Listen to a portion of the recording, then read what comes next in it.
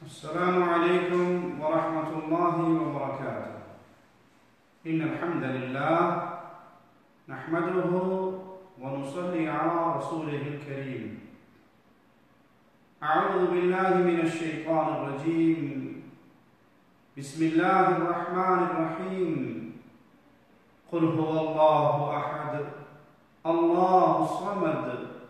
لم يلد ولم يولد ولم يكن له كفوا أحد. اللہ کے دین کی دعوت نبوی عمل ہے. اللہ نے اپنے انبیاء کو بھیجا دعوت دین کے فریضے کو سر انجام دینے کے لیے، اور یہ اسی طریقے پہ کامیاب ہوگا جب دعوت کا منہج بھی ہم رسول اللہ صلی اللہ علیہ وسلم سے لیں گے، اور آپ کی تعلیمات دین کی دعوت میں نرم گفتگو کی ہے. مثال دے کے سمجھاتا ہوں. نرم گفتگو، درد دل کے ساتھ گفتگو کا معنی کیا ہے؟ ایک شخص آپ کے پاس آتا ہے، وہ مریض ہے، اس کے ہاتھ پہ پھوڑا بنا ہوا ہے. اب اس کے ساتھ نرمی یہ ہے کہ اس کا علاج کیا جائے، اس کے زخم پہ ہلکے اور نرم ہاتھوں سے دوائی لگائی جائے، اور ساتھ اسے صبر کی تلقین کی جائے. اور اگر وہ یہ کرے کہ وہ کہیں مریض کے ساتھ سختی نہیں کرنی، نرمی کرنی ہے، تو بجائے علاج کرنے کے، بجائے دوائی لگانے کے، بجائے اسے صبر کی تلقین کرنے کے، اسے کوئی چھوٹا سا دانا ہے، کچھ نہیں ہوتا، پریشان نہیں ہونا، کسی کو بتانا نہیں ہے، پردہ ڈال کے رکھنا. دونوں میں کیا فرق رہے گا؟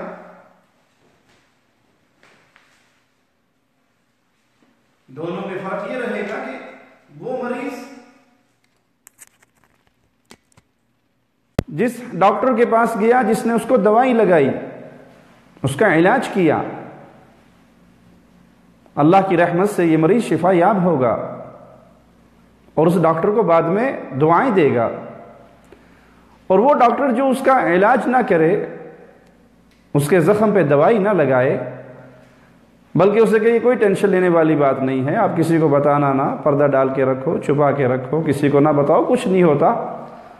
تو وہ مرض بڑھتا جائے گا اور بالآخر اس کا ہاتھ ہی کاٹنا پڑے گا. اس مثال کو سامنے رکھیے. داعی جو دین کی دعوت دے رہا ہے، اس پہ لازم ہے کہ گفتگو نرم کرے، لیکن مرض کا علاج کرے، اس پہ دوائی لگائے، اس کی برائیوں کی، اس کی خطاؤں کی، اس کی بدعقیدگی کی نشاندہی کرے اور اس کا علاج بتائے. اور اگر یہ کہہ دے کہ نہیں ٹھیک ہے، کچھ نہیں ہوتا، ایک انسان شرک کر رہا ہے، ایک انسان کفر کر رہا ہے، ایک انسان بدعات کر رہا ہے، اور وہ اس کو اس کی برائی نہ بتائے، نہ اس کا علاج بتائے، بلکہ اسے تسلی دیتا رہے، تو یہ اسے ہلاک کرنے کی طرف لے کر جا رہا ہے.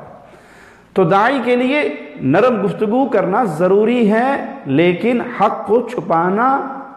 ہلاکت اور بربادی کے راستے پہ ڈالنے کے لیے کافی ہے.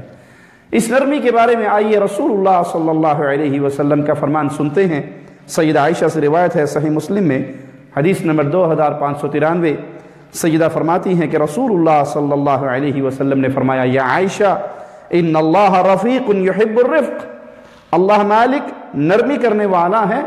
اور اللہ نرمی کو ہی پسند کرتا ہے. وَيُعْتِي عَلَى الرِّفْقِ مَا لَا يُعْتِي عَلَى الْعُنْفِ، اور وہ مالک نرمی کی بنا پہ وہ کچھ عطا فرماتا ہے جو سخت اور اکھڑ مزاجی کے طور پر انسان کو نہیں دیتا. وہ نرمی کے علاوہ کسی اور بات پر اتنی اس قدر عطا نہیں فرماتا. آپ دنیا کی مثال سامنے رکھیے، درختوں کو دیکھ لیجئے، جس درخت پہ پھل لگتا ہے وہ درخت جھک جاتا ہے. آم کا درخت اور سفیدے کا درخت دونوں کو اپنے سامنے رکھیں. آم کا درخت جھک جاتا ہے کیونکہ اسے پھل لگتا ہے، اور سفیدے کے درخت پہ چونکہ پھل نہیں لگتا تو وہ جھکنے کی بجائے آسمان میں وہ سیدھا تیر کی طرح اوپر جاتا ہے، کیونکہ اسے پھل نہیں لگا. جسے دین کی محبت کا پھل لگا، جسے اللہ کی محبت کا پھل ملا، جسے رسول اللہ صلی اللہ علیہ وسلم کی محبت کا پھل ملا، اس کا دل نرم ہوگا، اس کی زبان نرم ہوگی، وہ نرمی سے گفتگو کرے گا، عقیدہ نہیں بدلے گا، مسئلہ تبدیل نہیں کرے گا، حق کو چھپائے گا نہیں، لیکن اس کو بیان کرنے کا انداز نرم اور محبت والا ہوگا۔ سیدنا ابو موسیٰ اشعری رضی اللہ عنہ فرماتے ہیں کہ اللہ کے نبی نے جب مجھے اور سیدنا معاذ کو یمن کی طرف بھیجا تو فرمایا یسرا ولا تعسرا، آسانی کرنا سختی نہ کرنا، وبشرا ولا تنفرا، لوگوں کو خوشخبریاں دینا اور انہیں نفرت نہ دلوانا، اور آپ اس میں اتفاق رکھنا، اختلاف نہ کرنا۔ یہ آپ دعوت کا اسلوب سکھا رہے ہیں کہ تم دعوت کے لیے جا رہے ہو، بطور داعی بن کے جا رہے ہو، تو سب سے پہلی بات کو یہ یاد رکھو کہ آسانی کی بات کرو، سختی کی بات نہ کرو۔ یہاں کو یہ معنی نہ لے کہ مسئلہ دین بدل دیا جائے، نہیں،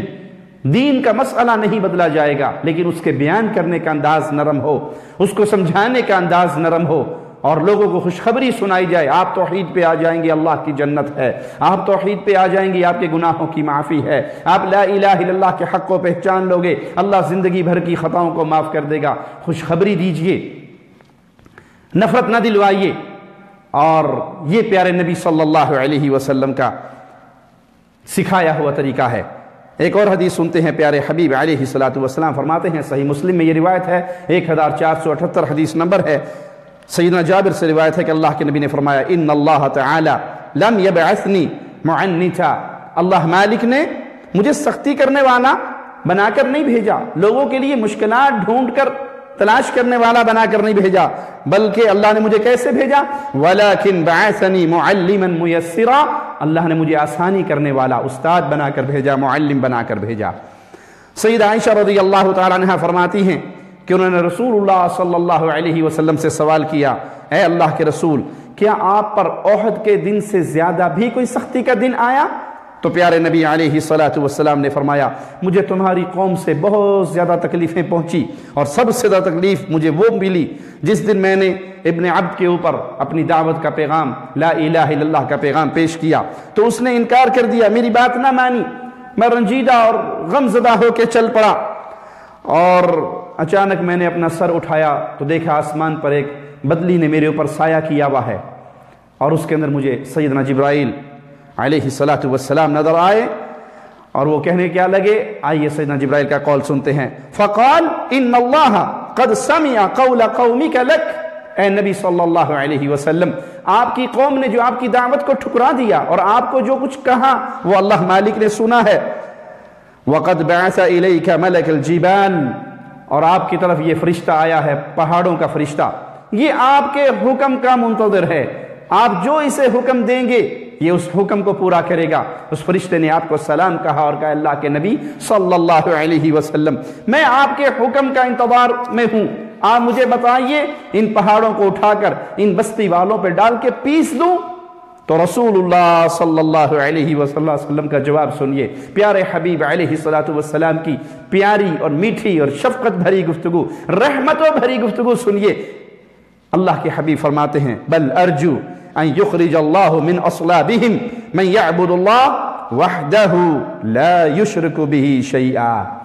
فرشتہ کہہ رہا ہے، اجازت دیجئے میں یہ پہاڑ اٹھاؤں، اس بستی پہ ڈالوں اور پیس کے رکھ دوں، کچل دوں اس پوری بستی کو۔ اور پیارے حبیب فرما رہے، نہیں، مجھے اللہ سے امید ہے، میں اللہ سے دعا کرتا ہوں، میں اللہ سے امید کرتا ہوں کہ انہوں نے میری دعوت کو ٹھکرایا ہے، ان کی پشتوں سے اللہ ضرور ایسی قوم کو نکالے گا، ان کی اولادوں کو ضرور اس راستے پہ چلائے گا کہ وہ اللہ کی عبادت کریں گے، وحدہ،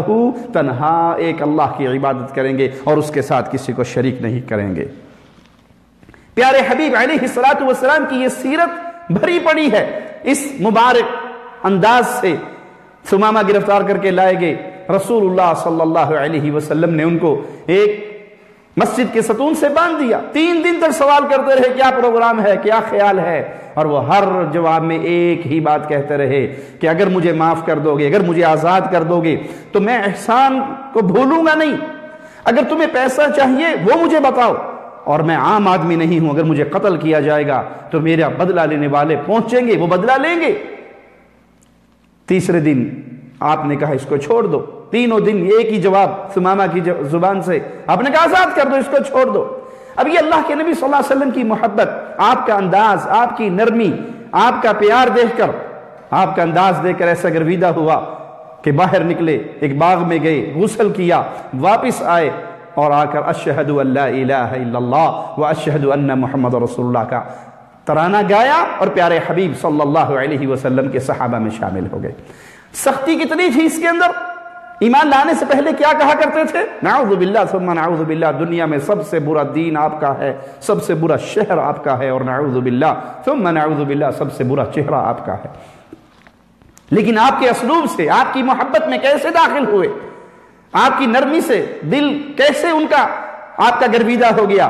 پھر آ کر اعلان کرتے ہیں اللہ کے نبی صلی اللہ علیہ وسلم دنیا میں سب سے پیارا چہرہ آپ کا ہے، دنیا میں سب سے پیارا دین آپ کا ہے، اور دنیا میں سب سے پیارا شہر آپ کا ہے۔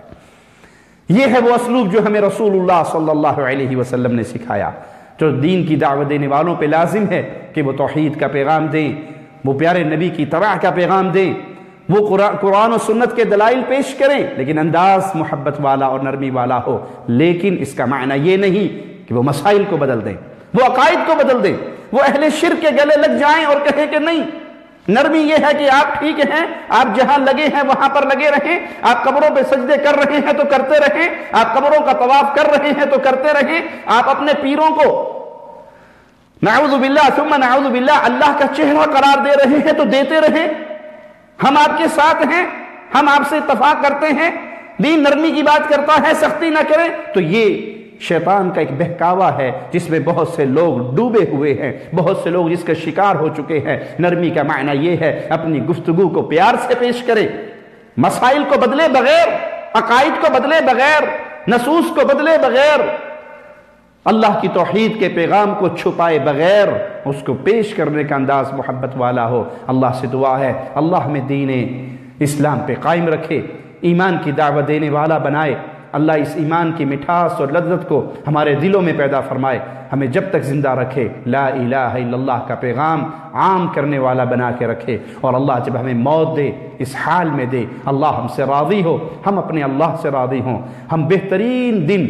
اپنی زندگی کے آخری دن اللہ کی عبادت میں گزار رہے ہوں، اور جب ہماری روح نکلنے والی ہو اس وقت ہماری زبان سے آخری جملے لا الہ الا اللہ کے ہوں، ہم اللہ کی عبادت کا پیغام دیتے ہوئے، پیارے نبی کی رسالت کا پیغام دیتے ہوئے اس دنیا کو چھوڑ کر اللہ کی جنتوں کے مہمان بنے۔ اللہ اس حال میں بلائے کہ اللہ ہم سے راضی ہو، ہم اپنے اللہ سے راضی ہوں۔ اقول قولی ھذا واستغفر اللہ لی ولکم ولسائر المسلمین فاستغفروه إنه هو الغفور الرحيم۔